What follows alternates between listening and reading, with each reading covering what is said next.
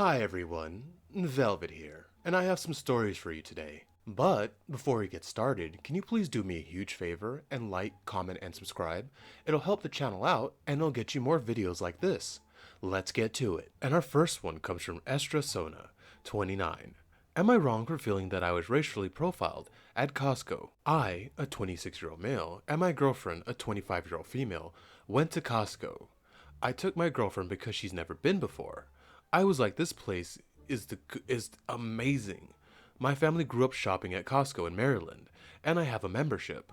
He's right though, Costco is pretty cool. I don't go on weekends because it comes like arse to mouth over there.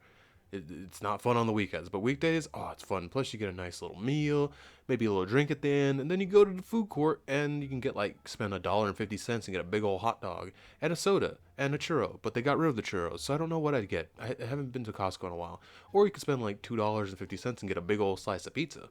But back to the story. We recently moved in together in a small town in Pennsylvania, and if you're not aware, a lot of PA towns lack diversity, mostly white demographic, unless you go to the major towns like Philly or Pittsburgh.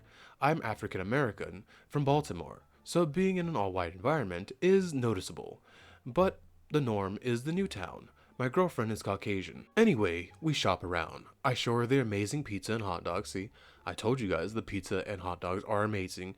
I used to love this thing called the berry smoothie, and then they ruined it by changing the formula, and it tastes like not a berry smoothie, but they keep calling it a berry smoothie, and it's not a freaking berry smoothie. Sorry, back to it. The food court. It was a fun little date. Then my girlfriend and I waited in the self-checkout line, and I'm telling my girlfriend about how Costco cashiers only check if you have a Costco ID. And the photo of your face on the back matches you in the regular checkout counter. In self-checkout, there is no cashier, so you can just scan your card and begin scanning items. True, yeah. While in line, I see an employee standing near the front of the line, not doing anything but talking to a friend. As we make it through several people in front of us, the employee comes out of nowhere, walks up to me and asks, "Can I see your ID?" I am shocked, but say, "Okay, sure." I show them my membership card, and she says, "Can I see the back of it?" I'm thinking no one checks the back, that's odd. She stares for a couple seconds at my photo, then walks away, without asking the person behind me. So my girlfriend and I are next walking up to scan items. I ask my girlfriend if she could scan the items while I watch that employee behind us. I watch a white gentleman around 35 to 40 years old offer to hand the employee his ID. The employee shrugs it off and says, "You're good," and she doesn't even grab it. Oh. She doesn't even check the photo like with me. I knew it was odd. I'm a chill person, but when I saw that man offer his card first, and then she denies it, needing to see it, I yell, "Oh hell no. You gotta be effing joking." Inappropriate, I know, but I am fuming. Hey, I get it, man. Something like that's happened to me. Not at Costco, but I live in a place where it's, a melting pot of people. Like Costco, the one I go to, white people, black people, Asian people, there's a lot of people. So it doesn't happen there, but it happened to me in a place in LA. But as a black man, you are easily seen as being easily offended or causing a scene. So I just walk out. On the way, even my girlfriend, who is more perceptive than me, said she didn't see her card the people in front of us or behind us. What do you think? Am I wrong for thinking I was profiled at a GD Costco?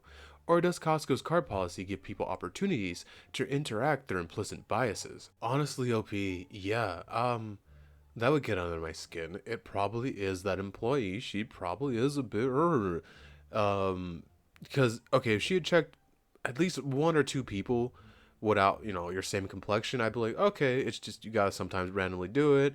Or an employee's trying to look busy. I get that. I try to look busy too when I was doing my job, when I was ahead of schedule.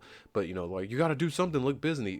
I never got that with with jobs out here in America. I've done everything. Everything's clean. I'm up to date on everything. I got my tasks done, but I still have to pretend I'm doing something. I don't get it. But back to this, and I want to say yes because I not that you're a beehole that she did do that to you, because I did have something like that happen.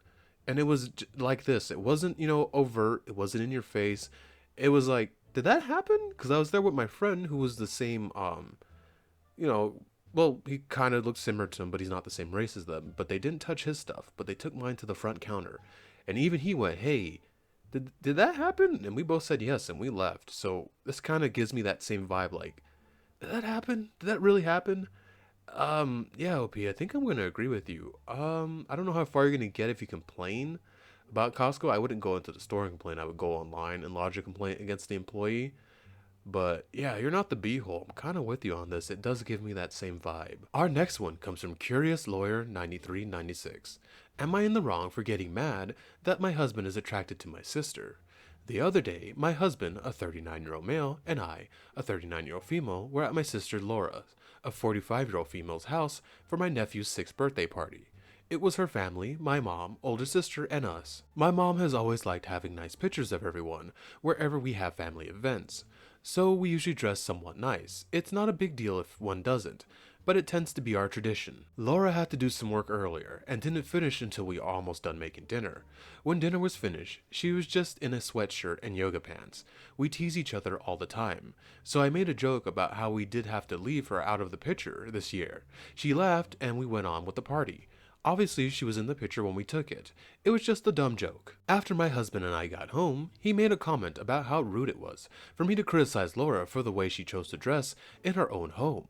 I told him it was a joke, and she even laughed at it, but he still insisted it was rude. Okay, because everyone should know that's a joke. You guys laughed. She was even in the picture. And that Laura is just too nice to say anything about it and make any waves. We got into a bit of a fight about it because there have been many times in the past where I get mad at Laura for something and he tried to defend her instead of taking my side.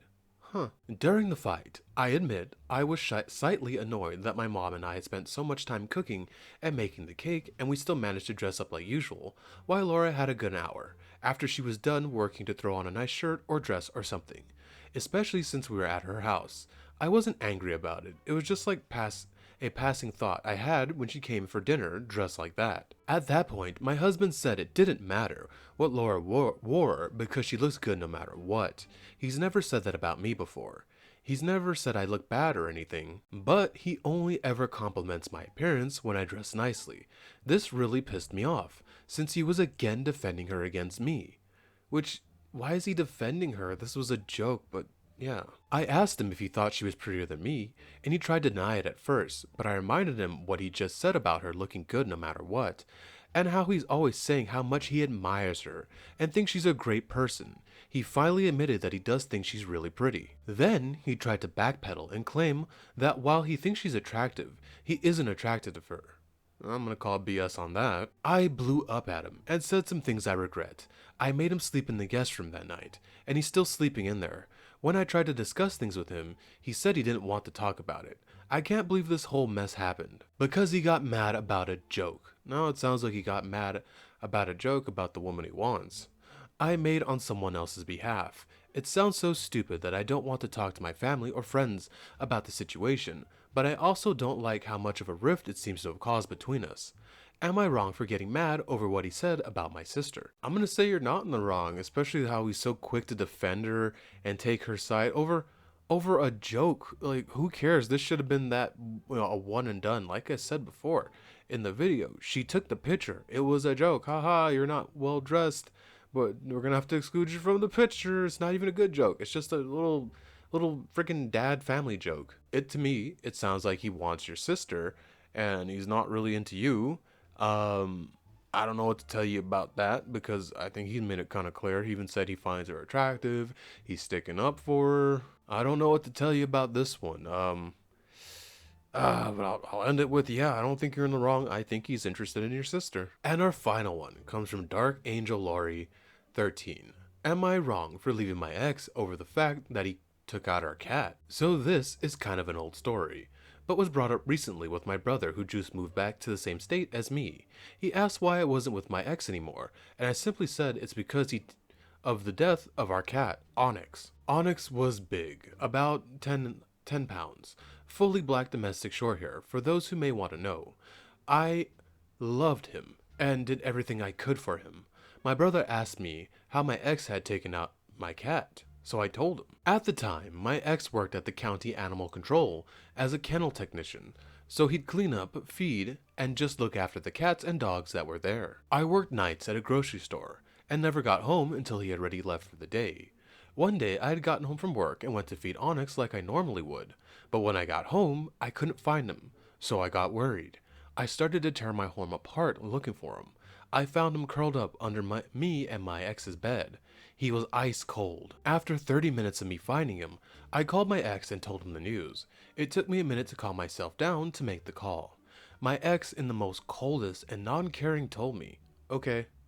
And I just put him in the bathtub until I can get home at 6. I just said okay and hung up, though I never did that. I found Onyx's favorite blanket and wrapped him up before putting him in a cardboard box I had found. After dealing with that, I went outside to find a spot to bury him.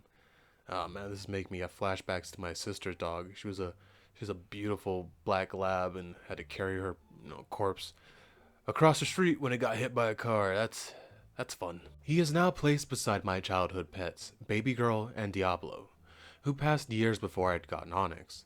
Once my ex had gotten home, he and I sadly laid Onyx to rest. My ex quickly got to work, cleaning up all of Onyx's things. Damn, man.